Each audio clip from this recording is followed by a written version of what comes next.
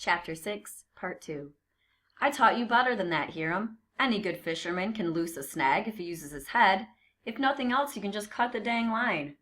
I shrugged. I didn't want to lose my hook and sinker.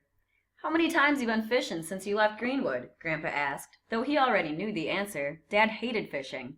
If your father ever bothered to take you fishing, you wouldn't have forgotten everything I taught you. He scowled and paused a moment. No matter, run upstairs and get changed. You're driving us to the River Cafe for lunch. Hurry on up, son, 'cause I'm plenty hungry. After I changed my clothes, I helped him outside and into the truck and climbed behind the wheel. I started the truck and backed down the driveway. So what have you been doing since they let you out of the hospital? Reading, mostly. Some exercises, learning how to get around, getting the old legs to do what I tell them. And eating Ruth Ann's good cooking, more of it than I should. And some folks come around and we talk about the councils and what we can do to keep our schools around here right. I turned onto River Road and headed downtown. What's wrong with the schools? What's wrong? Hasn't your daddy told you about the desegregation ruling by that rabble-rousing Supreme Court? Bet he's been happier than a pig in mud about all this craziness.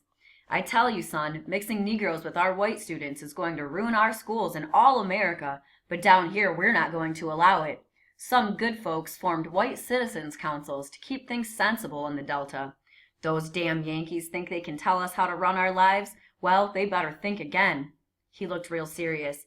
I tell you, son, around here, we're not going to take this integration craziness lying down. Not us, not here, not ever. The more he talked about the Supreme Court's ruling, the more agitated Grandpa became, and I was glad when we pulled up in front of the River Cafe. Maybe we'd run into enough of his old buddies that he'd have something else to talk about besides schools and Negroes. I'd had enough tension for one day.